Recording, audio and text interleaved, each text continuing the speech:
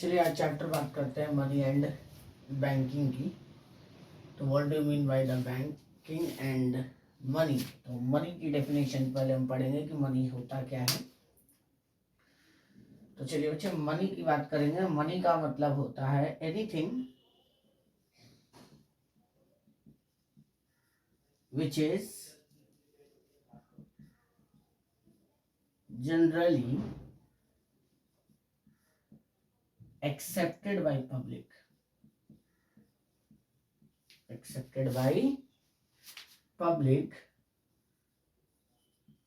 as a medium of exchange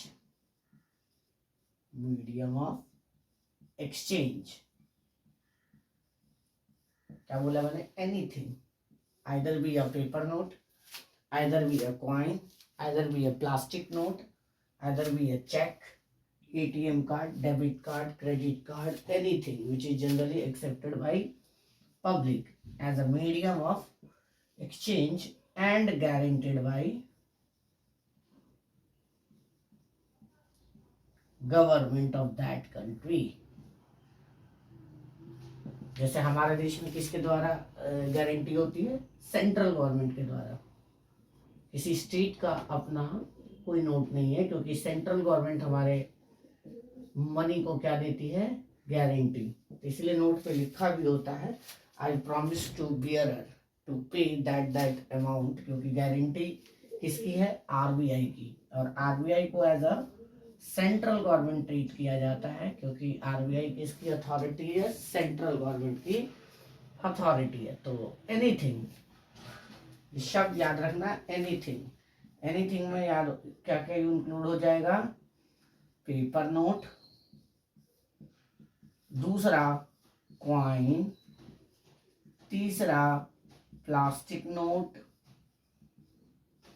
ठीक है, आपके सिलेबस में ना इसके फंक्शंस हैं नहीं, फिर भी हम थोड़ी सी बात कर लेंगे इसके फंक्शंस के, क्योंकि बिना फंक्शंस के पढ़े बिना ये मनी का चैप्टर जो है वो हमेशा अधूरा ही रहेगा। तो मनी के बारे में हम जब पढ़ेंगे तो थोड़ा सा फंक्शन भी जरूर पढ़ेंगे। तो उससे पहले हम बात कर लेते हैं कि मनी आई क्यों, रीजन क्या था मनी का। और इसका सबसे बड़ा रीजन था बार्टर सिस्टम।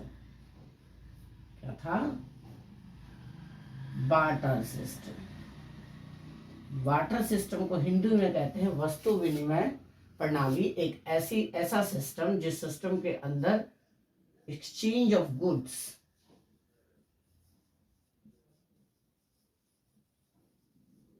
अगेंस्ट गुड्स था, अगेंस्ट गुड्स था। आज भी हमारे देश में बहुत सारी जगह पे जो सामान है वो सामान के बदले सामान बदला जाता है। जैसे कि पुराने कपड़े के बदले हम क्या बदल लेते हैं? बर्तन, यूटेंसिल्स। तो इसी को हम कहते थे क्या? Barter system. मतलब हिंदी में कहते थे वस्तु विनिमय प्रणाली। एक ऐसा सिस्टम जिसमें एक व्यक्ति एक सामान देता था और दूसरा व्यक्ति उसके बदले कोई दूसरा सामान देता था जो उसके पास होता था। तो बार्टर सिस्टम के अंदर ये बहुत ध्यान रखने की बात है कि जो आपका मीडियम ऑफ एक्सचेंज है वो होना बहुत जरूरी है। यानी कि medium of exchange goods against goods था, ना कि आपका क्या था? पैसा था, मनी था। क्योंकि मनी तो उस टाइम थी नहीं, इन्वेंट हुई नहीं थी, तो मनी की ऐसी कोई चीज थी नहीं। तो बार्टर सिस्टम में क्या था? मीडियम ऑफ एक्सचेंज था, मतलब कि गुड्स अगेंस्ट गुड्स था। और इस बार्टर सिस्टम की कुछ समस्याएं थी। सबसे पहली समस्या थी डबल कोइंसिडेंस ऑफ वांट। क्या था? Double coincidence of want. इसका मतलब हुआ कि दो ऐसे व्यक्तियों का मिलना जिनमें इन दोनों व्यक्तियों का आपस में जरूरतें पूर्ति हो। जैसे एक व्यक्ति है, इसके पास मान लो शूज है और इसकी नीड जो है वो है बर्तन की। किसकी है? बर्तन की है। तो अगर उसके पास शूज है और उसे बर्तन चाहिए तो उसे एक ऐसे व्यक्ति को ढूंढना पड़ेगा जिसके पास भी आदमी, एक ऐसा आदमी मिलना चाहिए जो इसके पास क्या हो? बर्तन हो और इसे जरूरत हो शूज की। और इसे जरूरत हो शूज की। तो डबल कोइंसिडेंस ऑफ वांट में क्या है, एक व्यक्ति जिसके पास शूज है, एक व्यक्ति, फिर से सुन लो, एक व्यक्ति जिसके पास शूज है और उसे जरूरत है बर्तन की, और उसे एक ऐसे व्यक्ति को ढूंढना पड़ेगा जिसे जरूरत हो शूज की और उसके पास हो बर्तन की, और ऐसा ढूंढना बहुत ही मुश्किल था। तो इसीलिए ये एक बहुत बड़ी समस्या थी जिसे कहते थे double coincidence of want. Money आने के बाद ये वाली समस्या खत्म हो गई, क्योंकि आज हमारे पास कोई भी चीज हो उसे हम कन्वर्ट कर लेते हैं बेच के मनी की टर्म में, और उससे हमें जो खरीदना है वो बहुत आसानी से खरीद लेते हैं। तो इस समस्या को खत्म करने के लिए ही मनी की इन्वेंशन हुई है। याद रखने की बात है कि बार्टर सिस्टम की जितनी भी समस्याएं हैं, बार्टर सिस्टम की जितनी भी समस्या है, वो सारी समस्याएं सॉल्व करने के लिए मनी की इन्वेंशन हुई है। और बार्टर सिस्टम की समस्या मनी का फंक्शन बन जाएगा। अभी हम आगे पढ़ेंगे कि मनी की फंक्शंस कैसे बन जाएगा। दूसरा, lack of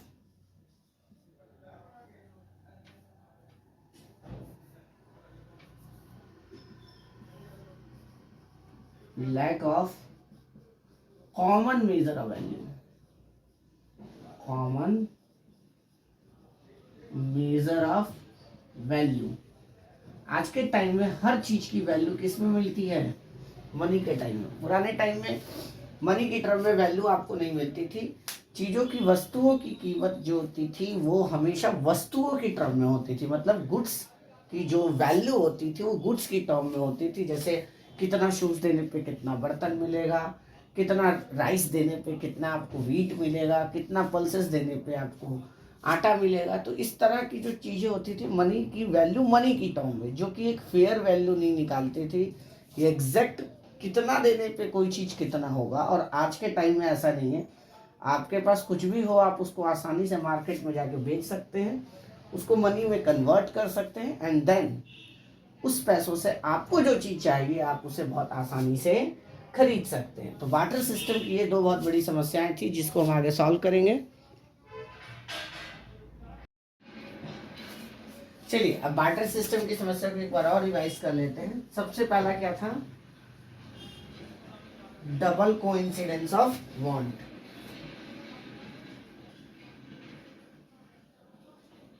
double coincidence of want. दूसरी समस्या जो थी वो थी lack of common measure value, lack of common measures of value, मैंने अभी आपको बताया था। तीसरी समस्या है बच्चे, डिफिकल्टी ऑफ फ्यूचर पेमेंट,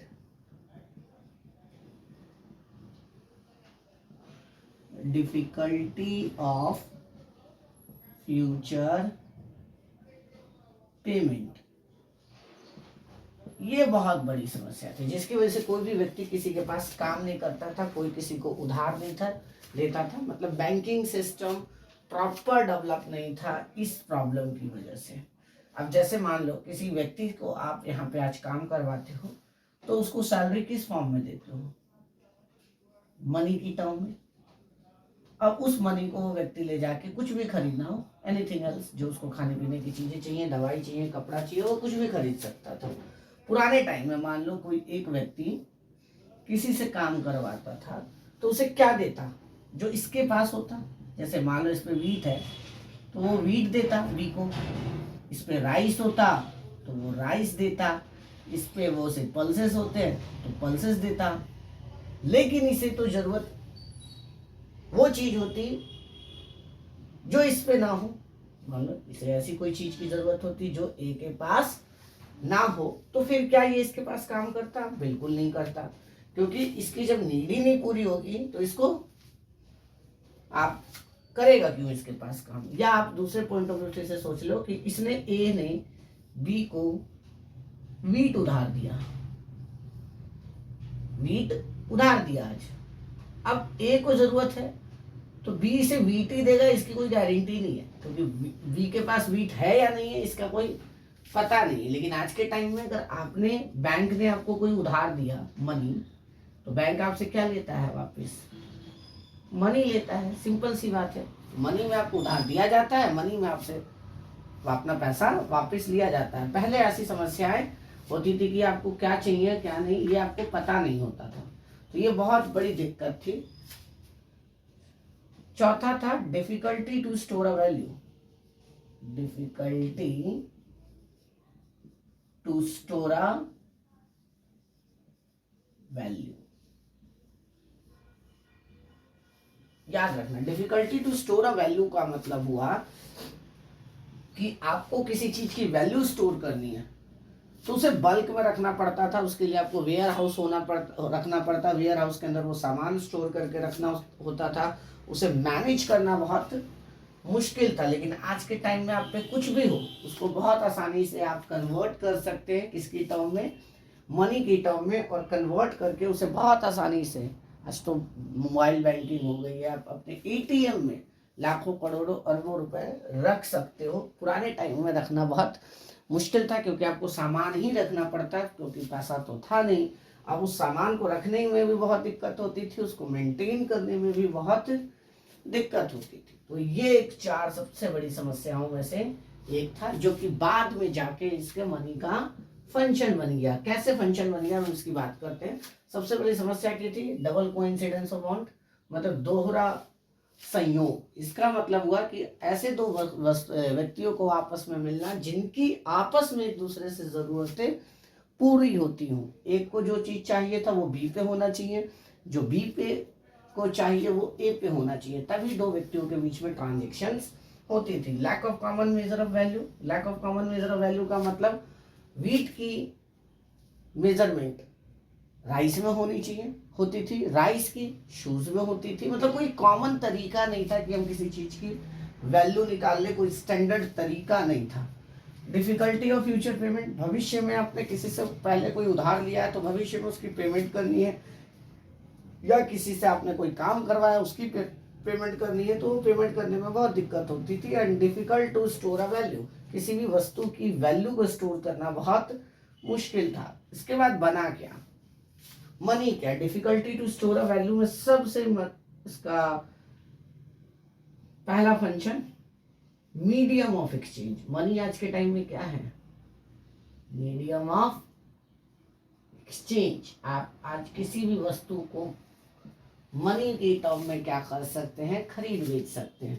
तो आप मनी के टर्म में ही कोई चीज खरीदते हैं, मनी के टर्म में ही कोई चीज बेचते हैं। सेलर के पास जो सामान है वो मनी के टर्म में बेचता है और पैसा लेता है, और जब उसे सेलर को कोई चीज की जरूरत हो तो वो वापस मार्केट में जाता है और पैसा देकर जो चीज उसे चाहिए वो खरीद लेता है। दूसरा, आज के टाइम में आप बहुत आसानी से स्टोर कर सकते हो किसी की वैल्यू। किसी की चीज, कोई भी चीज हो, आपको उसको बेच के बहुत आसानी से बैंक में रख सकते हो, अपने मोबाइल में एटीएम कार्ड और डेबिट कार्ड और क्रेडिट कार्ड की फॉर्म में रख सकते हो। इसके अलावा कॉमन मेजर ऑफ वैल्यू क्या है, कॉमन मेजर ऑफ वैल्यू। आज के टाइम में किसी भी चीज की जो वैल्यू है वो किसकी टर्म में है, मनी की टर्म में है। कुछ भी खरीदने जाओ, ऐसा थोड़ी ना होता है कि हम किसी की दुकान में जाते हैं और वहां पे लिखा होता है कि भाई देख 10 किलो आटे के पैकेट के लिए आपको 4 किलो चावल लाना होगा, ऐसा नहीं लिखा होता। आज आप किसी भी चीज के कोई चीज को खरीदने जाते हो तो सबसे पहले ऊपर वहां पे क्या लिखा होता है कि इसकी इतनी वैल्यू है। तो कॉमन मेजर ऑफ वैल्यू आज के टाइम में बहुत इंपॉर्टेंट है और मनी का सबसे बड़ा फंक्शन है। तो medium of exchange, store a value and common measure of value, ये 3 मनी के क्या हो गए, फंक्शंस हो गए। और ये फंक्शन डेवलप इसीलिए हुआ ताकि बार्टर सिस्टम की समस्याओं को, ये प्रॉब्लम्स थी इसकी, दूर किया जाए। तो इसकी प्रॉब्लम को दूर करने के लिए क्या बनाया गया, मनी, और यही बन गया मनी का फंक्शन। तो कई बार वो पहले आता था, अब तो ये फंक्शन वाला टॉपिक ही कट गया है आपका। तो बार्टर सिस्टम आपसे ज्यादा पूछ सकता है, बार्टर सिस्टम में क्या क्या समस्याएं थी वो पूछ सकता है। वैसे ये ज्यादातर क्वेश्चन इसमें से आता नहीं है, मनी सप्लाई पे ज्यादातर इसमें से क्वेश्चन पूछेगा आपसे। चलिए अब हम बात करेंगे टाइप ऑफ मनी की। तो सबसे पहले जो मनी है वो है फेक मनी। क्या है, मैंने बता दिया था कि मनी क्या है, anything which is generally accepted by the public and guaranteed bye the government. ये हमने बात की थी अभी। तो फेक मनी क्या है, the money issue by the money issue bye the government. ठीक है, तो भारत में जो मनी होता है दो तरह का होता है। एक होता है पेपर नोट, जिसको कौन प्रिंट करता है, जिसको इशू करने का राइट है आरबीआई के पास, रिजर्व बैंक ऑफ इंडिया के पास। और दूसरा है बच्चे क्वाइन। और क्वाइन कौन कास्ट करता है, नॉट प्रिंट, इसे हम कास्ट कहते हैं। ढालता कौन है, ministry of finance, ministry of.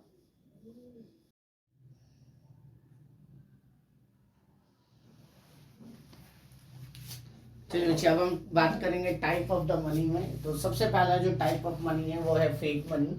And what do mean by the fake money, any money which is issued by the government. मतलब कोई भी ऐसी मनी जिसको सरकार इशू करती है उसे हम क्या कहते हैं, फेक मनी कहते हैं।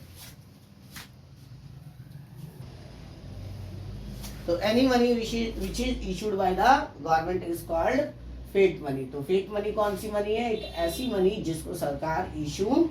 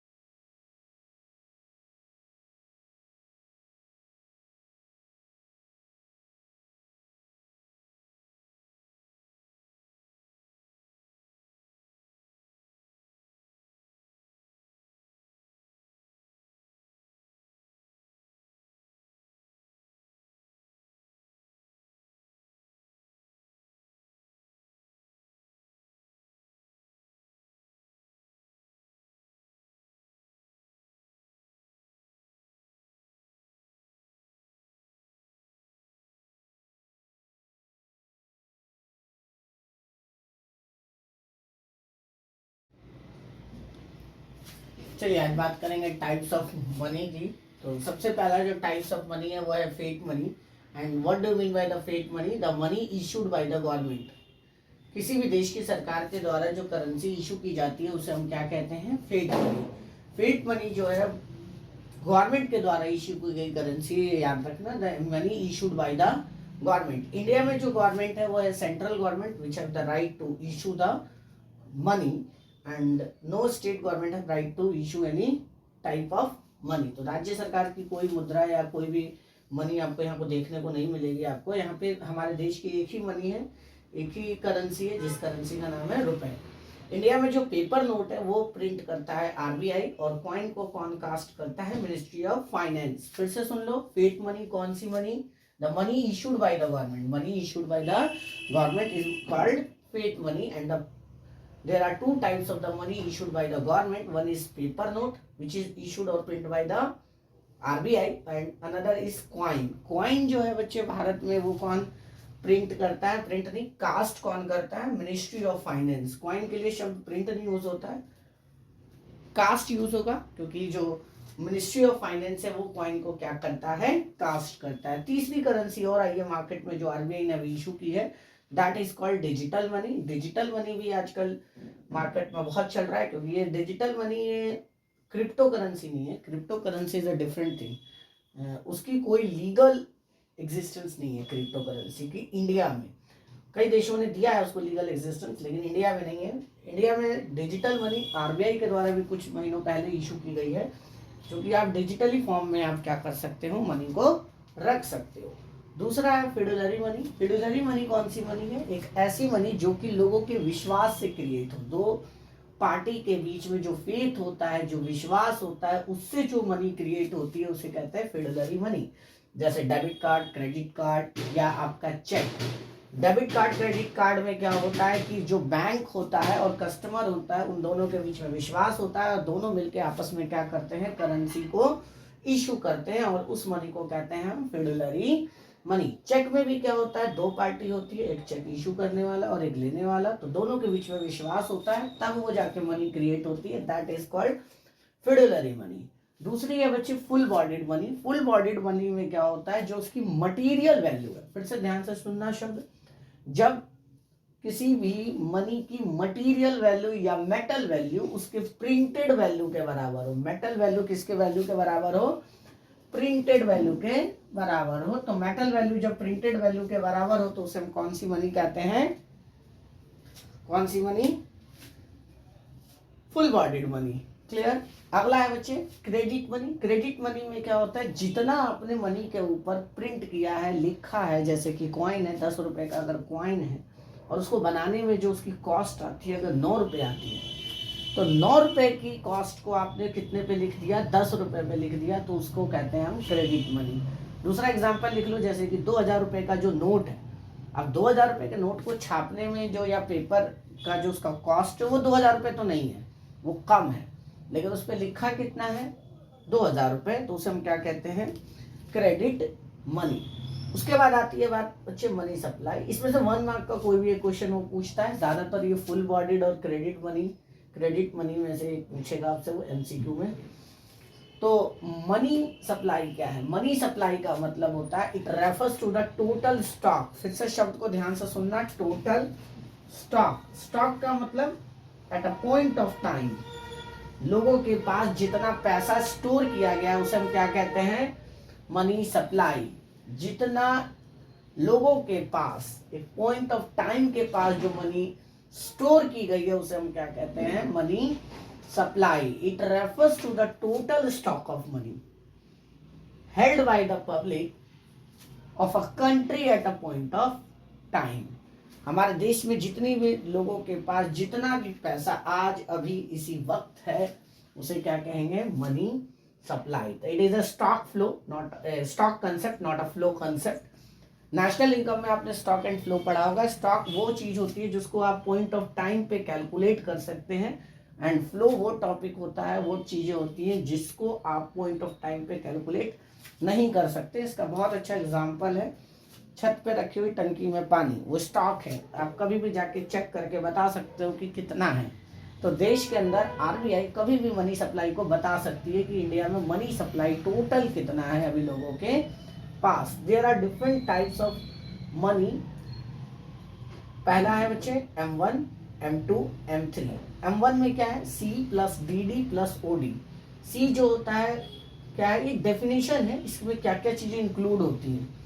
ये बड़ा लिक्विड मनी होता है। सी मतलब cash held by the public. जितना लोगों के पास अभी पैसा आपके हाथ में है उसे हम क्या कहते हैं? सी, कैश डिपॉजिट या cash held by the public. और दूसरा होता है बच्चे डीडी। डीडी का मतलब होता है डिमांड डिपॉजिट। डिमांड डिपॉजिट का मतलब हुआ कि लोगों के पास जो पैसा लोगों ने जो बैंक में डाला हुआ है उसे हम क्या कहते हैं? Demand deposit. और डिमांड डिपॉजिट क्या होती है बच्चे? डिमांड डिपॉजिट में आप चीजें, मतलब जो व्यक्ति रहता है वो बैंक से कभी भी जाके पैसा मांग सकता है, पैसा निकाल सकता है, बैंक उसे मना नहीं करेगा। अगला है अदर डिपॉजिट। अदर डिपॉजिट जो है आरबीआई के पास जो अलग अलग तरह की जो डिपार्टमेंट्स हैं, ऑर्गेनाइजेशन से जो पैसा डिपॉजिट करती है उसे हम क्या कहते हैं? Other deposit. और अदर डिपॉजिट में आता है पहला demand deposit by the bank to RBI. जितने भी बैंक्स हैं, फाइनेंशियल इंस्टीट्यूशन है जो आरबीआई के पास अपना पैसा होल्ड करके रखते हैं, स्टोर करके रखते हैं, उसे हम क्या कहते हैं? Demand deposit by bank to RBI. दूसरा है demand deposit by foreign bank to RBI. Foreign bank के द्वारा जो आरबीआई में पैसा स्टोर किया जाता है, रखा जाता है, उसे हम कहते हैं demand deposit by foreign bank to RBI. और International Monetary Fund, World Bank और भी इंटरनेशनल ऑर्गेनाइजेशन है जैसे एशियन डेवलपमेंट बैंक उन्होंने अगर आरबीआई में कोई पैसा रखा है या लोन के रूप में दे रखा है, डिपॉजिट करा रखा है, तो उसे हम क्या कहते हैं, अदर डिपॉजिट। तो that is the money supply. इसमें से या तो वो मनी सप्लाई पूछेगा या इनमें से कोई एक 1 मार्क का क्वेश्चन पूछेगा, इससे ज़्यादा वो क्वेश्चन पूछेगा नहीं आपको सीबीएसई में। तो मनी का टॉपिक लीस्ट इंपॉर्टेंट कर दिया है, क्योंकि इसमें से बहुत सारा टॉपिक उन्होंने हटा दिया है। अब हम बात करेंगे बैंकिंग की।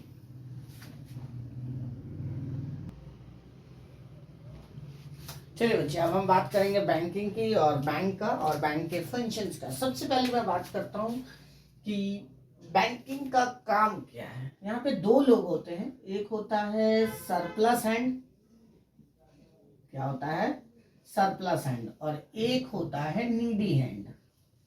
नीडी हैंड मतलब जिन्हें पैसों की जरूरत है। तो बैंक जो होता है इनके बीच में ब्रिज का काम करता है। ब्रिज मतलब एक मीडिएटर का काम करता है, जो इन दोनों व्यक्तियों को जोड़ता है। सरप्लस हैंड जिनके पास पैसा ज्यादा है, बहुत सारे ऐसे लोग हैं जिनको इन्वेस्टमेंट के लिए अपॉर्चुनिटी चाहिए, तो वो बैंकों में जाके क्या करते हैं, पैसा डिपॉजिट करते हैं, और उस पैसे को बैंक कहाँ तक पहुंचाता है, नीडी हैंड। ये मतलब इन्वेस्टर से पैसा लेता है, कस्टमर से बैंक पैसा लेता है, आप कह सकते हो, और किसको देता है, नीडी हैंड मतलब बड़ी बड़ी कॉर्पोरेट सेक्टर्स को, मतलब कंपनियों को देता है ना। गवर्नमेंट को भी बैंक देता है, और भी इंफ्रास्ट्रक्चर प्रोजेक्ट के रूप में, लोन के रूप में लोगों को पैसा देता है। तो सरप्लस हैंड से नीडी हैंड तक पैसा पहुंचाने का काम कौन करता है, बैंकिंग, या बैंक कह लो।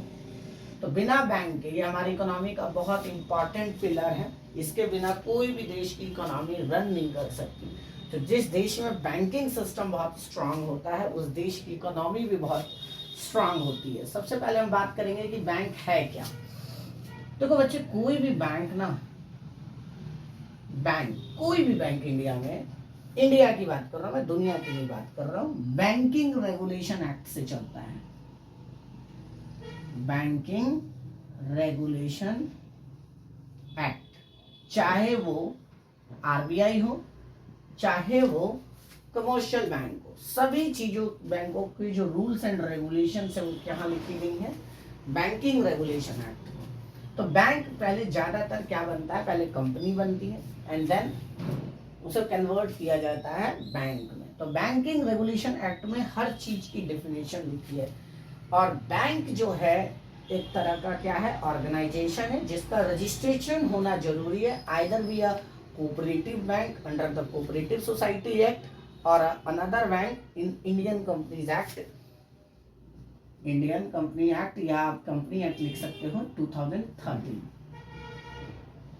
Companies act 2013। तो बैंक इन दो चीजों से, जगह से रेगुलेट होता है, एक तो कंपनी एक्ट से और दूसरा कंपनी एक्ट से। और अगर बैंकों के अपने शेयर इशू किए गए हैं तो सेबी का लॉ भी इसमें लगना शुरू होता है। तो बैंक है क्या, सरप्लस हैंड से नीडी हैंड की तरफ ले जाना, लोगों को जिन पे पैसा ज्यादा है वहां से पैसा लोगों तक पहुंचाने का काम कौन करता है, सरप्लस बैंक करता है। तो अब हम बात करेंगे टाइप्स ऑफ बैंक में, कि टाइप्स ऑफ बैंक कितने तरह के बैंक होते हैं, बैंकों का फंक्शन क्या होता है, और बैंकिंग में आप मनी क्रिएशन, ये बहुत इंपॉर्टेंट टॉपिक है, मनी क्रिएशन जो सिलेबस में आता है आपके।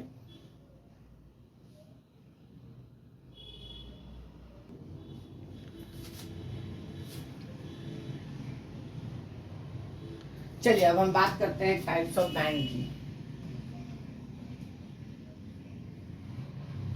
टाइप्स ऑफ बैंक में सबसे इंपॉर्टेंट जो है वो ब्रॉडली बैंक को दो हिस्सों में बांटा जाता है। एक है सेंट्रल बैंक।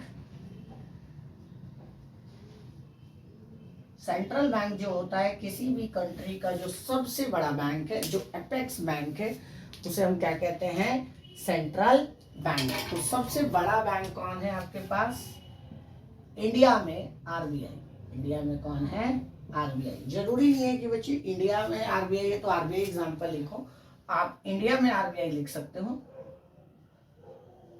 वर्ल्ड में आप जाओगे तो world bank of England, England का सबसे बड़ा बैंक है, सेंट्रल बैंक है। तीसरा, तो बात करेंगे हम बैंकिंग में, तो टाइप्स ऑफ बैंक में सबसे पहला क्या आएगा बच्चे आपके पास, सेंट्रल बैंक। और सेंट्रल बैंक में क्या आएगा आपके पास, सबसे पहला कौन है बैंक इंडिया में जो सेंट्रल बैंक है वो है आरबीआई। उसके अलावा भाई दूसरा कौन सा बैंक है, बैंक ऑफ इंग्लैंड। तीसरा बैंक है बच्चे bank federal Reserve Bank of America, federal Reserve Bank of America. ठीक है ना, ये कुछ सेंट्रल बैंक के एग्जांपल्स हैं। हम बात करेंगे कि सेंट्रल बैंक के क्या क्या फंक्शंस हैं। तो सबसे पहला फंक्शन है सेंट्रल बैंक का, इंडिया में जो है आरबीआई के बारे में थोड़ा आपको जानना है क्योंकि इंडिया में हम पढ़ रहे हैं।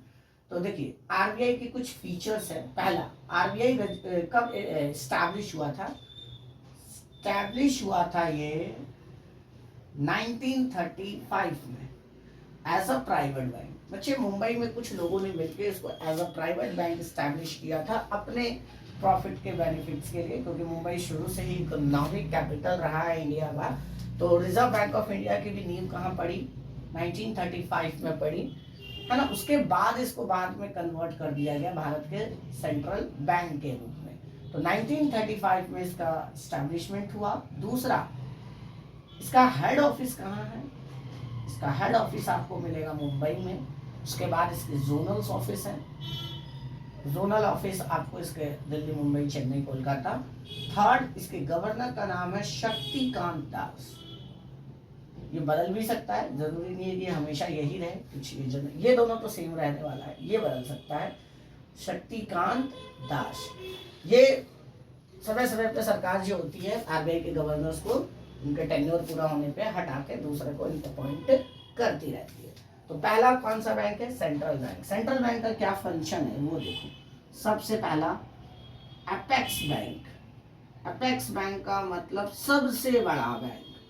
भारत में अगर कोई सबसे बड़ा बैंक है तो वो है सेंट्रल बैंक, और उस सेंट्रल बैंक का एग्जांपल है आरबीआई। आरबीआई से बड़ा बैंक कोई भी भारत में नहीं है। तो सबसे बड़ा बैंक अपेक्स बैंक मतलब सबसे बड़ा बैंक। दूसरा,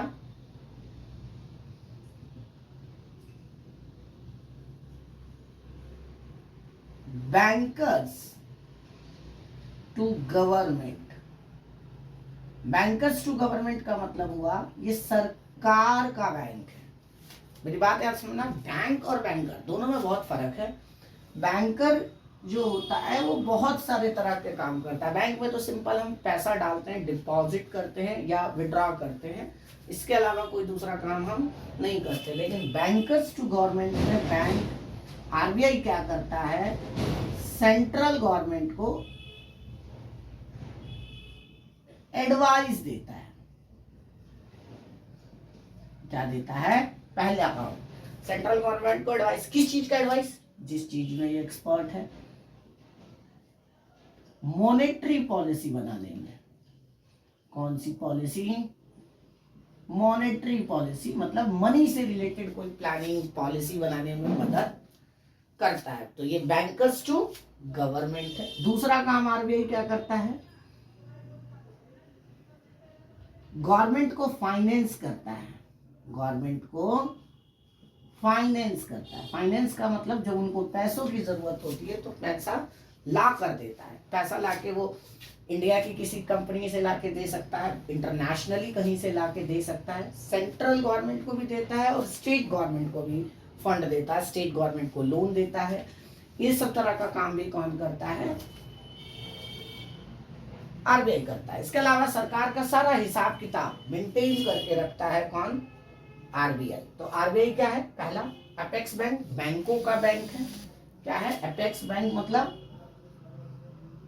बैंकों, बैंक का बैंक है, मतलब सबसे बड़ा बैंक है। दूसरा, बैंकर्स टू गवर्नमेंट है, बैंकर्स टू गवर्नमेंट है। तीसरा जो इसका इंपॉर्टेंट रोल है, सुपरवाइजर, शब्द को ध्यान से देखना, supervisor of bank. Supervisor of bank का मतलब हुआ सभी बैंकों के ऊपर नजर रखता है बैंक। आरबीआई क्या करता है, सभी बैंकों के ऊपर नजर रखता है, बैंकों को एडवाइस देता है, ऑर्डर बहुत कम केस में देता है। 1994 से पहले जो आरबीआई का रोल था वो बहुत ज्यादा स्ट्रिक्ट था, ये कंट्रोलर ऑफ द बैंक था।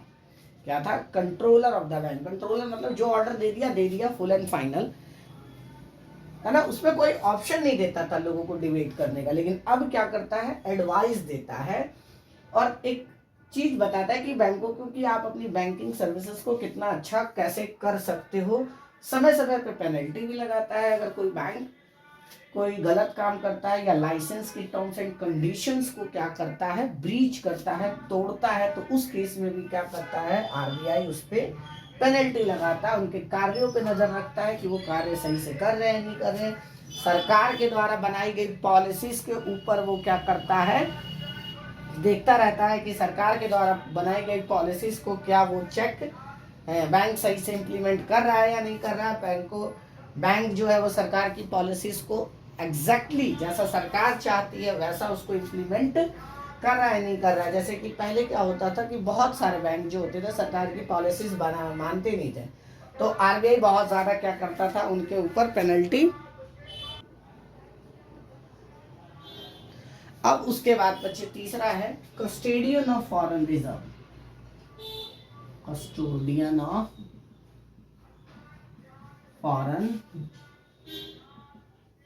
रिजर्व, इसका मतलब हुआ कि जो आरबीआई है वो फॉरेन एक्सचेंज का कस्टोडियन है। कस्टोडियन का मतलब हुआ देखभाल करने वाला व्यक्ति, मालिक नहीं। फिर से सुन लेना, कस्टोडियन का मतलब मालिक नहीं होता, देखभाल करने वाले को क्या कहते हैं, कस्टोडियन।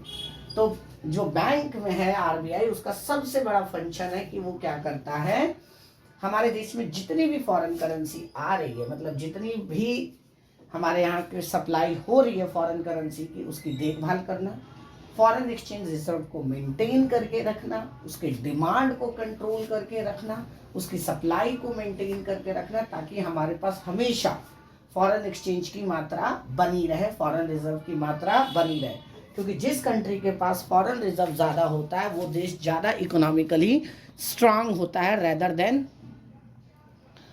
देन क्या बच्चे, कि जिनके पास कम है। जैसे अभी पाकिस्तान का बहुत बुरा हाल हो गया, पाकिस्तान के पास फॉरेन रिजर्व कम हो गया है। तो फॉरेन रिजर्व किसी भी इकोनॉमी में अच्छी मात्रा में होना बहुत जरूरी है। अगर आपके देश में फॉरेन रिजर्व की मात्रा अच्छी नहीं होगी तो आपकी करेंसी की वैल्यू क्या होगी, घट जाएगी, आपके देश में इन्फ्लेशन बढ़ जाएगा।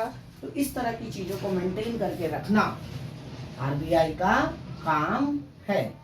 तो पहला क्या बताया मैंने, बैंक अपेक्स बैंक। दूसरा क्या बताया, बैंकर्स टू गवर्नमेंट। तीसरा क्या बताया, सुपरवाइजर ऑफ बैंक, मतलब बैंकों का सुपरवाइजर। और तीसरा क्या बताया मैंने, कस्टोडियन ऑफ फॉरेन रिजर्व। उसके बाद है इशू करेंसी। अभी मैंने मनी में आपको बताया था कि बच्चे करेंसी कौन प्रिंट करता है, आरबीआई। तो इशू ऑफ करेंसी, हमारे देश में सप्लाई तो कमर्शियल बैंक करता है, मतलब प्रिंट आरबीआई करता है और उसको प्रिंट करने के बाद देता है कमर्शियल बैंक में, और फिर कमर्शियल बैंक उसे आम जनता तक, आम पब्लिक तक, जनरल पब्लिक तक पहुंचाने का काम करती है। तो इशू ऑफ करेंसी का जो काम होता है वो होता है किसका, फिर से सुन लो, इशू ऑफ करेंसी का काम होता है आरबीआई का। प्रिंटिंग का काम कौन करता है, आरबीआई। एंड उसके बाद सप्लाई का काम आम जनता तक पहुंचाने का काम कौन करता है, आरबीआई। अगला है लैंडर ऑफ लास्ट रिसोर्ट। इसकी हम बात करेंगे बाद में क्योंकि ये बहुत डिटेल टॉपिक है। लैंडर ऑफ लास्ट रिसोर्ट, अंतिम ऋणदाता, मतलब जब किसी को कोई लोन नहीं देता, किसी को का मतलब बैंक को, कोई कमर्शियल बैंक को अगर कोई लोन नहीं देता तो उस वक्त लोन कौन देता है, आरबीआई। हम इसकी बात बाद में करेंगे, लैंडर ऑफ लास्ट रिसोर्ट की। फिर से सुन लो, लैंडर ऑफ लास्ट रिसोर्ट का मतलब होता है कि अगर किसी भी कमर्शियल बैंक जैसे कि पीएनबी हो गया, स्टेट बैंक हो गया, सेंट्रल बैंक हो गया, इसे हम कमर्शियल बैंक कहते हैं, उनको अगर पैसों की ज़रूरत होती है, उनकी सिचुएशन फाइनेंशियल कंडीशंस खराब हो जाती है, तो उनको फाइनेंस करना, रिकंस्ट्रक्ट करना, उनको लोन प्रोवाइड कराना, अलग अलग एजेंसी से लोन दिलवाना, ये सारा काम किसका है? आरबीआई का है, ताकि बैंकिंग सिस्टम कभी कोलैप्स ना हो, बैंकिंग सिस्टम बना रहे इकोनॉमी में। तो इसलिए उसको लेंडर ऑफ लास्ट रिसॉर्ट का फंक्शन होता है, और ये बहुत इंपॉर्टेंट फंक्शन होता है। फिर से सुन लो एक बार, सेंट्रल बैंक क्या है? सेंट्रल बैंक ऐसा बैंक है जो भारत में किसी भी देश का जो सबसे बड़ा बैंक होता है, जो सरकारी बैंक होता है, जिसका काम होता है बाकी बैंकों को कंट्रोल करना, बाकी बैंकों को सुपरवाइज करना, बाकी बैंकों को एडवाइस करना, उसे कहते हैं सेंट्रल बैंक। इंडिया में इसका example RBI, Reserve Bank of India, England में बैंक ऑफ इंग्लैंड, अमेरिका में Federal Reserve Bank of America, हर देश का एक होता है। इंडिया में जो आरबीआई स्टैब्लिश हुआ 1935 में, हेड ऑफिस मुंबई में है इसका, और इसके गवर्नर का नाम है शक्तिकांत दास। तो सेंट्रल गवर्नमेंट का जो फंक्शन है, पहला फंक्शन है अपेक्स बैंक, बैंकों का बैंक है। बैंकों का बैंक मतलब सबसे बड़ा बैंक है। Banker to government, banker to government मतलब बैंक सरकार को ये एडवाइस देता है समय समय पे। मॉनेटरी पॉलिसी मतलब मनी से रिलेटेड पॉलिसी, मॉनेटरी मतलब मनी से रिलेटेड पॉलिसी बनाने में मदद करता है। सरकार को जब पैसों की जरूरत होती है तो पैसा ला कर देता है, चाहे वो सेंट्रल गवर्नमेंट हो चाहे वो स्टेट गवर्नमेंट हो। अगला है सुपरवाइजर ऑफ बैंक, बैंकों को एडवाइस करने का काम करता है कि भाई बैंकों को कोई किसी चीज में एडवाइस चाहिए, कोई किसी भी तरीके की कंसल्टेशन चाहिए, तो कमर्शियल बैंक को एडवाइस देना का काम कौन करता है, और उनके काम पे नज़र रखता है कि बैंक जो है वो सरकारी पॉलिसीज़ को, सरकार के द्वारा बनाए गए रूल्स एंड रेगुलेशंस को फॉलो कर रही है नहीं कर रही है, कस्टमर सेटिस्फाई है कि नहीं है, कस्टमर्स के प्रॉब्लम्स को अगर बैंक सॉल्व नहीं करते हैं तो आप आरबीआई के पास जा सकते हो। उनका एक सिस्टम होता है ओम्बुड्समैन का, जिसमें आप कंप्लेन कर सकते हो और वो आपको सॉल्व करके देता है। Custodian of foreign reserve, custodian of foreign reserve का मतलब होता है एक तरीके का गार्ड होता है, सिक्योरिटी गार्ड होता है कह लो आप फॉरेन रिजर्व का। मतलब फॉरेन रिजर्व को की देखभाल करता है और फॉरेन रिजर्व के हिसाब किताब को मेंटेन करके रखता है कि इकोनॉमी में कितनी अभी डिमांड है, कितनी सप्लाई है। तो इस तरह की चीज़ों को वो क्या करता है, मेंटेन करके रखने का काम कौन करता है? आरबीआई। उसके बाद है बच्चे इशू ऑफ करेंसी, करेंसी को इशू करने का, प्रिंट करने का भी काम कौन करता है? आरबीआई। और लेंडर ऑफ लास्ट रिसोर्ट का मतलब हुआ कि एंड में आपको अगर किसी कमर्शियल बैंक की सिचुएशन खराब है तो उसको ठीक करने के लिए लोन देने का काम भी कौन करता है? आरबीआई। अगला है बच्चे कमर्शियल बैंक, कमर्शियल बैंक, इसके ब्रॉडली तीन ही फंक्शन है। कमर्शियल बैंक का एग्जांपल जैसे आपका एसबीआई, मैं बात करूंगा अभी कमर्शियल बैंक कितने तरह के हो सकते हैं, CBI, PNB, bank of Baroda, अब तो बहुत सारे बंद भी हो गए, bank of Baroda, Bank of India, that is called commercial bank. Hindi में इसे वाणिज्य बैंक कहते हैं, और सेंट्रल बैंक को हिंदी में केंद्रीय बैंक कहते हैं। कमर्शियल बैंक का पहला है फंक्शन है एक्सेप्ट डिपॉजिट, एक्सेप्ट डिपॉजिट। लोगों से क्या करता है? ये पैसा एक्सेप्ट करता है, मतलब हम सब आम जनता जाके क्या करती है? पैसा डिपॉजिट करती है। ये प्राइमरी फंक्शन है इसका। दूसरा ग्रांट लोन, हमें क्या देती है? लोन देती है। और तीसरा एजेंसी फंक्शन। ये तीन ही फंक्शन है कमर्शियल बैंक का। फिर से सुन लेना, एक्सेप्ट डिपॉजिट। एक्सेप्ट डिपॉजिट का मतलब हुआ कि बैंक के पास हम पैसा जमा करते हैं और बैंक के पास पैसा जमा करने के कई ऑप्शन है। पहला है आपके पास सेविंग अकाउंट। सेविंग अकाउंट में क्या होता है बच्चे? आपको रेट ऑफ इंटरेस्ट कम मिलता है। इंटरेस्ट क्या मिलता है आपको? कम मिलता है। शब्द को ध्यान से देखना, कम मिलता है, ठीक है। इसमें आपको पासबुक इशू होता है। आम जनता के लिए छोटी छोटी सेविंग्स करने के लिए जो छोटे छोटे पैसे उन्होंने बचाए हैं उसे रखने के लिए अकाउंट खोला जाता है। इसमें लिमिट होती है ट्रांजेक्शन्स की कि भाई आप महीने में 3, 4, 5 कर सकते हो ट्रांजेक्शन। इससे ज़्यादा आप एटीएम से पैसा विड्रॉ नहीं कर सकते, और इससे ज़्यादा अगर आपने विड्रॉ किया तो आप पे चार्जेस लगेंगे। एक दिन में 25,000 से ज़्यादा आप निकाल नहीं सकते, तो that is called saving account. बाकी ये बैंक पे डिपेंड करता है कि वो अपने सेविंग अकाउंट में क्या क्या फैसिलिटी दे। ऐसा कोई हार्ड एंड फास्ट रूल नहीं है, हर बैंक की अपनी अपनी पॉलिसी है। प्राइवेट बैंक ज़्यादा लिमिट देती है पैसे विड्रॉ करने के लिए, है ना। वीज़ा कार्ड आपने सुना होगा, मास्टर कार्ड सुना होगा, ये सब चीज़ें आपको बताता हूँ मैं भी थोड़ी देर में कि वीज़ा क्या होता है, मास्टर कार्ड क्या होता है। अगला है बच्चे, सेविंग के बाद होता है करंट अकाउंट। कौन सा account? Current account. Current account businessman के लिए होता है, इसमें इंटरेस्ट नहीं मिलता है, इंटरेस्ट नहीं मिलता है, आपको ये याद रखना, नहीं होता इंटरेस्ट।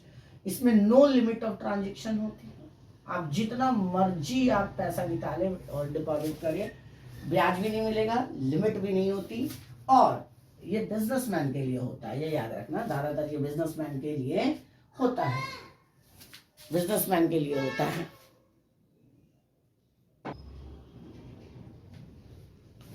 उसके बाद तीसरा होता है बच्चे एफडी अकाउंट, फिक्स डिपॉजिट। इसमें ब्याज सबसे ज्यादा मिलता है, ब्याज सबसे ज्यादा मतलब एक्स्ट्रा मिलता है आपको बाकी अकाउंट की तुलना में। लेकिन इसमें क्या होता है कि एक फिक्स टाइम पीरियड के बाद आप ही पैसा निकाल सकते हो, एक लिमिट के बाद पैसा निकाल सकते हो, जमा करने के बाद आपको छोड़ना होता है कुछ सालों तक, उसके बाद आपको पैसा मिलता है। ये ऑप्शंस दिए जाते हैं कस्टमर्स को कि आप अपना पैसा सेविंग अकाउंट में डिपॉजिट कराएंगे, करेंट अकाउंट में कराएंगे, एफडी में कराएंगे। एफडी पे ब्याज जो होता है वो समय समय पर रिवाइज्ड होता रहता है, कभी कम कभी ज़्यादा, लेकिन जिस समय आपने एफडी कराया हमेशा इंटरेस्ट आपको उसी वक्त के इंटरेस्ट से मिलता है, बाद में कम या ज़्यादा होता है उससे आपको कोई लेना देना नहीं है। और अगला है आरडी अकाउंट। आरडी क्या होता है बच्चे? आरडी अकाउंट क्या होता है कि हर मंथ या हर हफ्ते या हर क्वार्टरली या 6 महीने में या हर साल आप एक फिक्स्ड अमाउंट बैंक में जाके डिपॉजिट करते हैं और एक पर्टिकुलर पीरियड ऑफ टाइम के बाद आपको विद इंटरेस्ट, ज़्यादातर लोग डबल करके पैसा लेते हैं, या सुना भी होगा एफडी में आपने कि भाई एफडी और आरडी में कि डबल होके पैसा मिलेगा इतने सालों बाद। तो आरडी भी क्या होता है, एक फिक्स्ड इंटरवल के बाद आपको पैसा डिपॉजिट करना होता है, चाहे वो मंथली हो, चाहे वो वीकली हो, चाहे वो क्वार्टरली हो, चाहे वो हाफ ईयरली और एनुअली हो। फिक्स डिपॉजिट और इसमें बेसिक डिफरेंस ये है कि फिक्स डिपॉजिट में एक ही बार पैसा डाल के भूल जाना है, आरडी में आपको हर महीने, हर हफ्ते, हर 6 महीने पे या हर क्वार्टर में आपको पैसा डिपॉजिट करना है। इसके अलावा बैंक आपको बहुत सारे तरह के लोन का ऑप्शंस देती है, आपने लोन सुना ही होगा, home loan, personal loan, business loan, है ना, overdraft facilities, that all are the type of loan which is given by the commercial bank to the general public. That means मैंने क्या क्या बोला, बहुत सारे ऑप्शंस हैं। होम लोन ब्याज कम होता है, इसमें इंटरेस्ट कम होता है, पर्सनल लोन में सबसे ज्यादा होता है, गोल्ड लोन में कम होता है ना। तो ऑप्शन है, जितनी ज्यादा रिस्की लोन होगा उस पर ब्याज ज्यादा लिया जाता है। होम लोन सबसे कम रिस्की होता है क्योंकि आप अपने एसेट्स को गिरवी रख के, घर को गिरवी रख के लोन लेते हैं, तो अगर आपने नहीं चुकाया तो बैंक आपके एसेट्स को बेच देगा। पर्सनल लोन सबसे रिस्की होता है जिसमें क्रेडिट कार्ड आता है, इसके बाद क्रेडिट कार्ड, ये भी एक बहुत बड़ा लोन का सोर्स है। भारत में तो बैंक बहुत ज़्यादा क्रेडिट कार्ड देने की कोशिश करती है क्योंकि इसका रेट ऑफ इंटरेस्ट लगभग 3% पर मंथ है, मतलब 36% हर साल, और होम लोन का 9 से 9% है। तो सोचो कहाँ 36 और कहाँ 9, तो बैंक होम लोन की ज़्यादा से प्रेफर करती है कि वो क्रेडिट कार्ड इशू करे क्योंकि क्रेडिट कार्ड से उसे लोन का अमाउंट ज़्यादा मिलता है। और तीसरा है agency function. And what do you mean by the agency function? Agency function बच्चे क्या होता है? एजेंसी फंक्शन का मतलब होता है बैंक कस्टमर के बिहाफ में, बैंक कस्टमर के बिहाफ पे कस्टमर का जब काम करने लग जाए तो उसे हम कहते हैं एजेंसी फंक्शन। एजेंसी फंक्शन जैसे कि आपके बिल को पे करना, बैंक आपके बिहाफ पे आपके बिल को पे करता है, आपका प्रीमियम इंश्योरेंस भरता है, बैंक आपका प्रॉपर्टी की देखभाल भी करता है, जिसे हम कस्टोडियन कहते हैं, है ना, आपके बिजनेसेस की देखभाल करता है, आपके प्रीमियम को भरता है, आपके लिए शेयर्स खरीदता है, इन्वेस्टमेंट करता है आपके लिए। तो इस पेंशन को क्या कहते हैं हम? Agency function. When the bank, है ना, when a bank work on the basis और on the basis of the customer, जब बैंक आपके कस्टमर के बेस पे कस्टमर की तरह एक्ट करता है उसे क्या कहते हैं? Agency function. तो फिर से हम बात करते हैं एक बार और, कमर्शियल बैंक के कितने functions? 3 functions. Accept deposit, accept deposit मतलब आप अपना पैसा बैंक में जाके डिपॉजिट कर सकते हैं। उसमें कितने ऑप्शंस दिए जाते हैं? पहला सेविंग अकाउंट, दूसरा करंट अकाउंट, तीसरा एफडी और चौथा आरडी। सेविंग अकाउंट में ब्याज आपको कम मिलता है, इसमें पासबुक इशू होती है और इसमें ट्रांजेक्शन्स की लिमिट होती है एक लिमिट के बाद आप ज़्यादातर पैसा निकाल सकते हैं ना डिपॉजिट कर सकते हैं। और करंट अकाउंट क्या होता है बच्चे, बड़े बड़े बिजनेसमैन के लिए होता है। बड़े बड़े बिजनेसमैन इसमें अकाउंट अपना खोलते हैं, ये करंट अकाउंट। इसमें इंटरेस्ट नहीं मिलता, ट्रांजेक्शन की कोई लिमिट नहीं होती। कोई लिमिट का मतलब कोई लिमिट नहीं, ना तो डिपॉजिट की ना विड्रॉल की। एफडी एक फिक्स्ड अमाउंट आप एक फिक्स पीरियड ऑफ टाइम के लिए डिपॉजिट कर देते हैं, इस पर ब्याज ज़्यादा मिलता है, ये सेफ होता है। लेकिन इसकी सबसे बड़ी कमी है कि एक फिक्स पीरियड के बाद ही आप विड्रॉ कर सकते हैं पैसा। अगर आपने पहले विड्रॉ किया, ऑप्शन तो होता है विड्रॉ करने का, लेकिन आपको ब्याज कम मिलेगा। आरडी अकाउंट एक फिक्स्ड इंटरवल ऑफ टाइम के बाद रेगुलरली आपको पैसा डिपॉजिट करना है।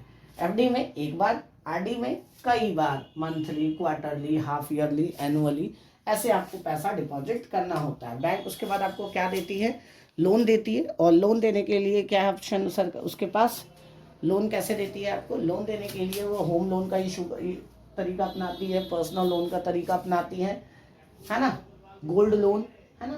पर्सनल लोन सबसे महंगा होता है, होम लोन सस्ता होता है कि होम लोन सिक्योर्ड होता है।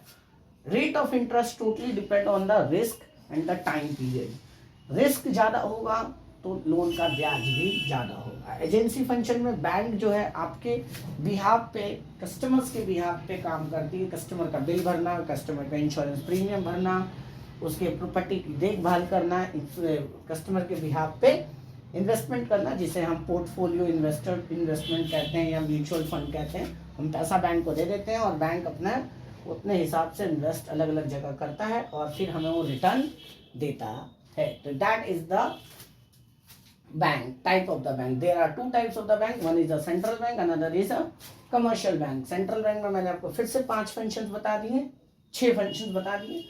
Apex bank, bankers to government, supervisor bank, custodian of the foreign reserve, issue of currency and lender of last resort। And commercial bank के मैंने आपको 3 फंक्शंस बता दिए, accepting deposit, grant, loan and agency functions.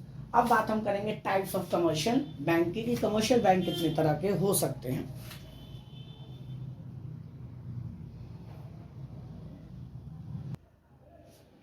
देखिए types of bank में सबसे पहला जो बैंक होता है, types of commercial bank, not a bank, commercial bank, क्योंकि हमने पहले पढ़ लिया है सेंट्रल बैंक के बारे में। तो टाइप्स ऑफ कमर्शियल बैंक में हम सबसे पहले बात करेंगे पब्लिक सेक्टर बैंक, इसको हम कहते हैं public sector bank. Public sector bank कौन सा बैंक होता है, जिसपे सरकार की होल्डिंग्स होती हैं, 51% and more than 51% shares are held by the government is called public sector bank। जैसे कि स्टेट बैंक ऑफ इंडिया, दूसरा पीएनबी, बैंक ऑफ बड़ौदा, बहुत सारे ऐसे बैंक हैं और बहुत सारे बंद हो गए हैं। बैंक ऑफ इंग्लैंड, है ना। उसके बाद आपके पास 5वां कैनरा बैंक, अब तो बहुत बड़ा बैंक हो गया है कैनरा, तो जो मर्ज हो गया सिंडिकेट बैंक से, कैनरा बैंक। उसके बाद 6ठा बैंक है आपके पास Canara Bank, Bank of Baroda, Bank of India, PNB, SBI, Indian Bank, right. तो इस तरह के बहुत सारे बैंक हैं जो कि गवर्नमेंट के द्वारा एस्टैब्लिश किए गए हैं, गवर्नमेंट के द्वारा चलाए जाते हैं और कंट्रोल भी सरकार का है, क्योंकि more than 51% share held by government, either be central government और स्टेट गवर्नमेंट और ज्वाइंटली।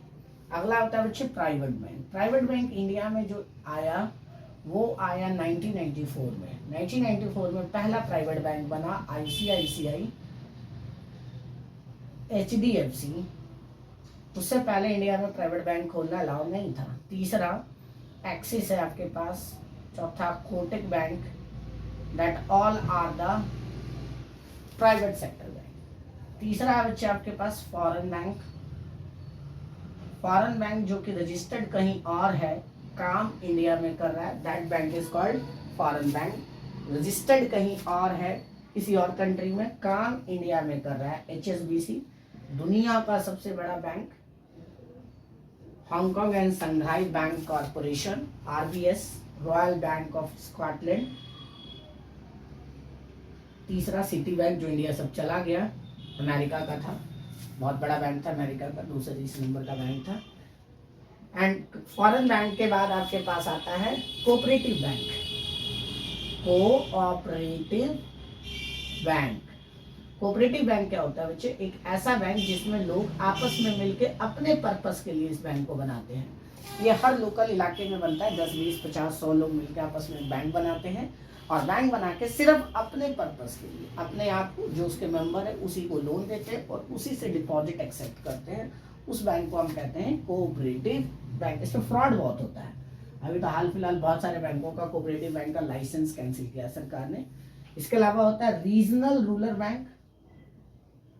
रीजनल रूरल बैंक ये वो बैंक होता है जो कि एक पर्टिकुलर रीजन में काम करते हैं उस इलाके के डेवलपमेंट के लिए, है ना। जैसे आप उत्तरी बिहार बैंक, उत्तरी बिहार ग्रामीण bank, rural bank. Rural bank का मतलब एक ऐसा बैंक जो कि रूरल एरिया के डेवलपमेंट के लिए, स्पेशल पर्पस के लिए, उस पर्टिकुलर रीजन में को डेवलप करने के लिए बनाया जाता है। और उसके अलावा होता है special bank. Special bank special purpose के लिए है, ये उतना आपके लिए खास नहीं है। जैसे EXIM, import export bank of India. दूसरा SIDBI, small industrial development bank of India. तीसरा NABARD,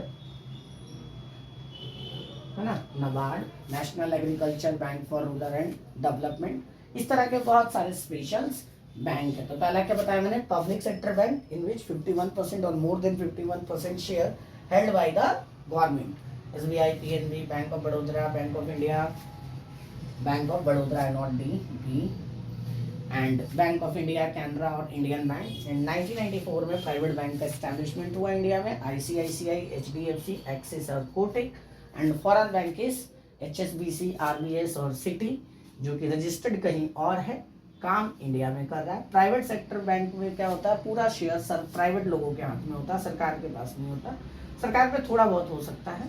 cooperative bank, cooperative bank मतलब 10, 20, 50 लोग मिलके, कम से कम 10 लोग, क्योंकि कोऑपरेटिव सोसाइटी बनाने के लिए मिनिमम 10 लोगों की ज़रूरत पड़ती है। तो कोऑपरेटिव बैंक वो बैंक होते हैं जिसमें कुछ लोग मिलके अपने मेंबर्स के पर्पस के लिए, अपने मेंबर्स को लोन देने के लिए, उनसे एक डिपॉजिट एक्सेप्ट करने के लिए कोई बैंक बनाता है, तो उसे कोऑपरेटिव बैंक कहते हैं।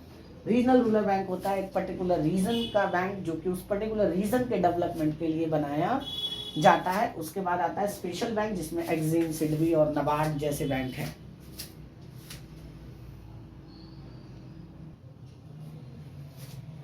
अब बच्चे हम बात करेंगे क्वांटिटेटिव टूल्स। दो तरह के गवर्नमेंट के RBI के पास टूल होता है। टूल मतलब हथियार, जिससे वो मनी की सप्लाई को कंट्रोल करता है। किसकी सप्लाई को कंट्रोल करता है? मनी सप्लाई को कंट्रोल करता है। तो दो तरह के टूल में एक होता है क्वांटिटेटिव टूल और दूसरा होता है क्वालिटेटिव टूल्स। तो पहला जो टूल है सरकार के पास है वो है बैंक रेट। फिर से सुन लो, बैंक रेट। बैंक रेट है क्या? ये शॉर्ट टर्म के लिए होता है, पहली बात तो ये याद रखना। कई लोग इसको बैंक रेट को, रेपो रेट को सेम मान लेते हैं, लेकिन दोनों में फर्क है। ये एक RBI और एक ये SBI। RBI, SBI को पैसों की जरूरत है। RBI, SBI को किससे? पैसों की जरूरत है, मनी की रिक्वायरमेंट है, और वो पहुंचता है, शॉर्ट टर्म रिक्वायरमेंट है। पहली बात तो ये 2 दिन, 4 दिन, 1 महीने, 15 दिन के लिए पैसों की जरूरत है। तो SBI RBI के पास जाता है और बोलता है कि भाई मुझे पैसा चाहिए। RBI मना नहीं करेगा, क्योंकि मैंने आपको बताया था कि RBI का काम क्या है? Lender of last resort. जरूरत जब पड़ेगी तो वो कमर्शियल बैंक को क्या देगा? लोन देगा। RBI इसको क्या देगा? लोन देगा। जब RBI इसको लोन देगा तो इसके बदले RBI क्या करेगा? इंटरेस्ट चार्ज करेगा। क्या करेगा? इंटरेस्ट चार्ज करेगा। तो उस चार्ज को, इंटरेस्ट को हम क्या कहते हैं? Bank rate. फिर से सुन लेना definition. When central bank lends money to the commercial bank for a short period of time, then it charges the interest. That interest rate is called bank rate. फिर से सुन लेना definition. When central bank lend money to the commercial bank for short period of time, and that time central bank charge interest rate, and that interest rate is called bank rate. मतलब थोड़े समय के लिए जब पैसा चाहिए किसी commercial bank को, तो सेंट्रल बैंक पे जाता है और सेंट्रल बैंक से क्या मांगता है? पैसा मांगता है और उस पैसे के अमाउंट के बदले आरबीआई या सेंट्रल बैंक क्या करता है, ब्याज लेता है कमर्शियल बैंक से। उस ब्याज को क्या कहते हैं, क्या कहते हैं, क्या, बैंक रेट। इसी को हम रेपो रेट कहते भी हैं। जब वो लॉन्ग रन के लिए, लॉन्ग रन मतलब लॉन्ग टर्म के लिए जब वो लोन ले लेता है तो उसे हम क्या कहते हैं, repo rate. Same concept, bank rate and repo rate both are the same concept, but in the point of time, time के अकॉर्डिंग ये क्या है, दोनों अलग है।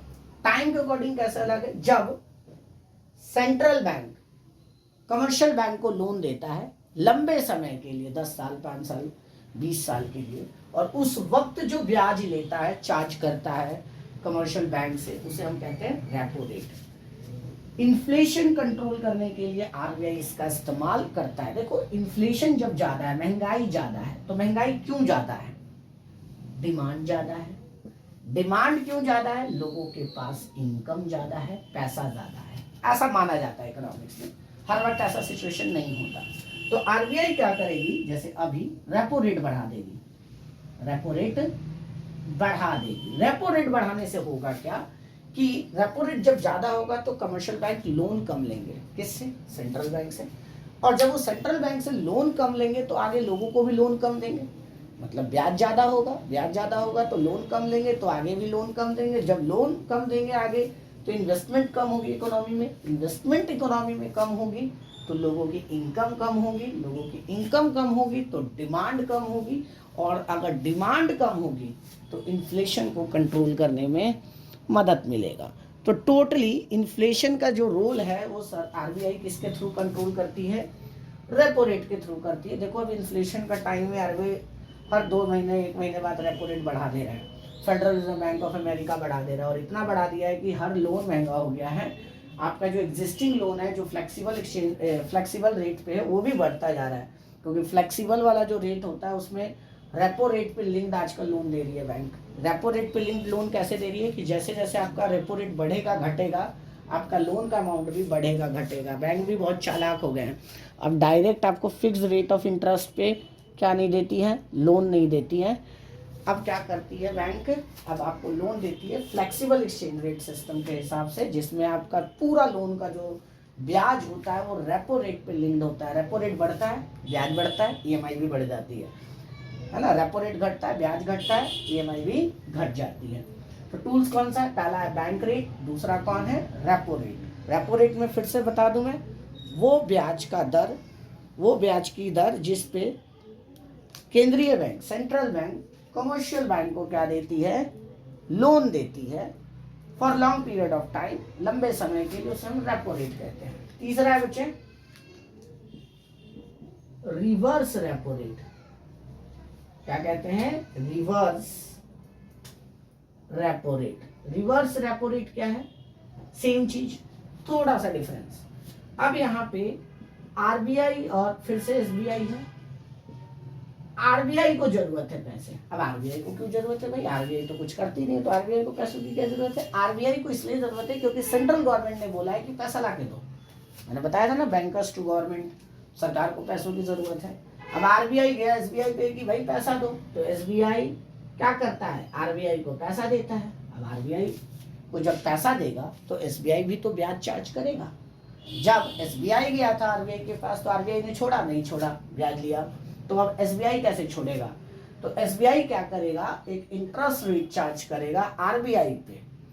जब आरबीआई कमर्शियल बैंक से, मतलब कि एसबीआई से जब वो लोन लेगा तो उस वक्त जो ब्याज का दर होगा, रेट होगा, उसे हम कहते हैं रिवर्स रेपो रेट। फिर से सुन लो, जब कमर्शियल बैंक सेंट्रल बैंक को लोन देता है और उस वक्त कमर्शियल बैंक जो ब्याज चार्ज करता है लॉन्ग रन के लिए, उसे हम कहते हैं रिवर्स रेपो रेट। कमाल की बात है कि दोनों ही तय आरबीआई करती है। रिवर्स रेपो रेट भी कौन तय करती है, आरबीआई, और रेपो रेट भी कौन तय करती है, आरबीआई।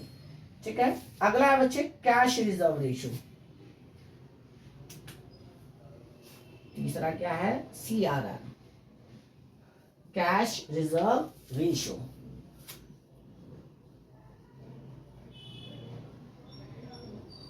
तो बच्चे कैश रिजर्व रेशो क्या है? कैश रिजर्व रेशो वो रेशो होता है जो हर बैंक को अपने टोटल डिपॉजिट का, याद रखना, टोटल डिपॉजिट का डिसाइडेड परसेंटेज, कुछ भी 10%, 5%, किसके पास जमा कराना पड़ता है? आरबीआई के पास। फिर से सुन लो, cash reserve ratio is that ratio in which commercial bank deposit there some percentage of total deposit to RBI. मतलब जब वाणिज्य बैंक, कमर्शियल बैंक अपने कुल डिपॉजिट का कुछ परसेंटेज आरबीआई के पास जमा कराती है, और ये रूल है, लॉ है बैंकिंग रेगुलेशन एक्ट में, कि हर किसी बैंक को, कमर्शियल बैंक को आरबीआई के पास अपने टोटल डिपॉजिट का कुछ परसेंटेज जमा कराना एज अ सिक्योरिटी, ताकि इन फ्यूचर में कोई ट्रेजेडी हो जाए, कुछ हो जाए, तो उस पैसों का इस्तेमाल किया जा सके कस्टमर्स को देने के लिए। तो सीआरआर समय समय पे भी बढ़ता घटता रहता है। सीआरआर इन्फ्लेशन के टाइम बढ़ा दिया जाता है।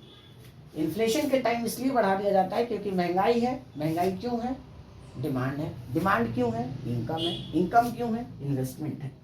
इन्वेस्टमेंट को कम करना है, तो इन्वेस्टमेंट को कम करने के लिए क्या करती है? सीआरआर बढ़ा देती है। तो बैंकों का ज्यादातर पैसा आरबीआई में शिफ्ट हो जाता है, तो बैंकों के पास पैसा कम बचता है, और बैंकों के पास अगर पैसा कम बचेगा तो वो लोगों को लोन भी कम देंगे, और लोगों को अगर वो लोन कम देंगे तो ऑब्वियस सी बात है, इन्वेस्टमेंट कम होगी, इन्वेस्टमेंट कम होगी, इनकम कम होगी, इनकम कम होगी, डिमांड कम होगी, डिमांड कम होगी, इन्फ्लेशन कम होगा। तो सीआरआर का भी इस्तेमाल करती है, लेकिन ये बहुत रेयर इस्तेमाल होता है सीआरआर। चौथा है बच्चे SLR, that is called statutory liquidity ratio. Statutory liquidity ratio, ये लिक्विडिटी को मेंटेन करने के लिए रेशियो होता है। फिर से सुन लो, पहला क्या है? CRR, cash reserve ratio. दूसरा क्या है? एसएलआर। इसमें क्या होता है? बैंक को अपने टोटल डिपॉजिट का कुछ परसेंटेज अपने पास रखना होता है। फिर से सुन लो, है ना। सीआरआर आरबीआई के पास जमा कराना पड़ता है टोटल डिपॉजिट का, और एसएलआर में टोटल डिपॉजिट का कुछ परसेंटेज अपने पास रखना पड़ता है। क्योंकि बैंक बहुत चालाक है, जितना भी उसके पास डिपॉजिट आती है वो सारा का सारा क्या कर देता है? लोन की फॉर्म में दूसरों को दे देता है। तो बैंक लोन की फॉर्म में दूसरों को ना दे, अपने पास रखे, उसके लिए क्या करती है? सरकार ने रूल्स बना रखा है, क्योंकि ज्यादातर वो मार्केट में लोन देना शुरू कर देगी, और बहुत सस्ते रेट पर और ज्यादा फ्रिक्वेंटली देना शुरू कर देगी। इन्वेस्टमेंट ज्यादा हो जाएगा, डिमांड, एक्स्ट्रा डिमांड क्रिएट होगा, बेमतलब की डिमांड क्रिएट होगी, और इससे इकोनॉमी में इन्फ्लेशन बढ़ेगा। तो एसएलआर में क्या है? स्टैच्यूटरी लिक्विडिटी रेशियो में क्या है? फिर से सुन लो, जब कमर्शियल बैंक अपने टोटल डिपॉजिट का कुछ परसेंटेज अपने पास रखती है, और ये आरबीआई डिसाइड करता है कि एसएलआर का रेट क्या चलेगा, टोटल डिपॉजिट की डेफिनेशन क्या होगी, टोटल डिपॉजिट में क्या क्या इंक्लूड होगा, क्या क्या एक्सक्लूड होगा, वो नहीं पढ़ना हमें। सिर्फ इतना पढ़ना है कि इसमें कितने टूल्स हैं आपके पास? 5 टूल है। चौथा है ये, और ये 5वां टूल है। पहला बैंक रेट। बैंक रेट क्या होता है? जब शॉर्ट रन के लिए आपको पैसा चाहिए, तो शॉर्ट रन के लिए जब आपको पैसा चाहिए किसी भी सेंट्रल कमर्शियल बैंक को, तो आरबीआई के पास जाता है, लोन लेता है, और उस वक्त आरबीआई जो ब्याज चार्ज करता है, सेंट्रल बैंक जो ब्याज चार्ज करता है, उसे हम क्या कहते हैं? Bank rate. दूसरा है रेपो रेट। जब सेंट्रल बैंक कमर्शियल बैंक को लोन देता है लंबे समय के लिए, तो उस वक्त जो ब्याज चार्ज करता है सेंट्रल बैंक, उसे कहते हैं repo rate. Reverse repo rate, जब कमर्शियल बैंक सेंट्रल बैंक को लोन देता है, जब कमर्शियल बैंक सेंट्रल बैंक को लोन देता है और उस वक्त जो ब्याज चार्ज करता है, उसे रिवर्स रेपो रेट, ये भी लॉन्ग रन के लिए होता है। सीआरआर, अपनी टोटल डिपॉजिट का बैंक कुछ परसेंटेज आरबीआई के पास जमा करा देता है, उसे हम कहते हैं सीआरआर। और अपने टोटल डिपॉजिट का कुछ परसेंटेज जब बैंक अपने पास रख लेता है, तो उसे कहते हैं एसएलआर। इसके बाद एक और टॉपिक है इसमें जो इंपॉर्टेंट है, वो है छठा, वो है बच्चे ओपन मार्केट ऑपरेशन। क्या है? Open market operation. इसके थ्रू भी आरबीआई मनी सप्लाई को कंट्रोल करता है। इसमें क्या होता है? सरकार अपनी सिक्योरिटीज, मतलब S RBI central bank government की सिक्योरिटीज मार्केट में बेचती है या खरीदती है, उसे ओपन मार्केट ऑपरेशन कहते हैं। फिर से सुन लो, जब सरकार, सेंट्रल गवर्नमेंट आरबीआई के थ्रू, क्योंकि सेंट्रल बैंक डायरेक्ट कुछ नहीं करता, क्योंकि मॉनेटरी पॉलिसी बनाने में आरबीआई मदद करता है उसकी, पैसे फंड रेज करने में भी आरबीआई उसकी मदद करता है। तो जब सेंट्रल बैंक आरबीआई के बिहाफ पे, मतलब आरबीआई सेंट्रल गवर्नमेंट के बिहाफ पे सरकार की सिक्योरिटी जैसे गोल्ड बॉन्ड हो गया, गवर्नमेंट सिक्योरिटीज हो गई, तो उसे जब इशू करती हैं मार्केट में, या तो खरीदती हैं या बेचती हैं, उन दोनों ही केस में हम उसे मार्केट ऑपरेशन कहते हैं। इन्फ्लेशन के टाइम में सरकार सिक्योरिटीज खरीदती नहीं है, बेचती है, ताकि लोगों का पैसा सरकार के पास चला जाए। सरकार अपनी सिक्योरिटी दे देती है, जैसे शेयर डिवेंचर होता है वैसे बॉन्ड होता है। सरकार अपना बॉन्ड इशू करती है, लोगों से पैसा लेती है, तो लोगों के पास पैसा कम हो जाता है। जब पैसा कम हो जाएगा तो डिमांड कम होगी, और डिमांड कम होगा तो इन्फ्लेशन कंट्रोल में आ जाएगा। दूसरा, जब डिफ्लेशन हो जाता है, डिमांड कम होती है, तो सरकार अपनी सिक्योरिटी बेच देती है मार्केट में। सिक्योरिटी बेचने का मतलब लोगों को पैसा दे देती है और उनसे अपनी सिक्योरिटी ले लेती है, खरीद लेती है, और उस केस में हम क्या कहते हैं, ओपन मार्केट ऑपरेशन। तो ओपन मार्केट ऑपरेशन आपके सिलेबस में उतना इम्पोर्टेंट नहीं है, पहले आता था। फिर से आपको कितनी चीजें पढ़नी है, ये सारे टूल्स है आरबीआई के पास, सब पे कंट्रोल आरबीआई का ही है। भले ही इसमें कमर्शियल बैंक लोन दे या सेंट्रल बैंक लोन दे, ब्याज तय कौन करेगा, सेंट्रल बैंक। इसीलिए सुपरवाइजर ऑफ द बैंक भी इसे कहते हैं। अब इसमें बस एक टॉपिक और रह गया है, मनी क्रिएशन, उसकी हम बात करते हैं अभी।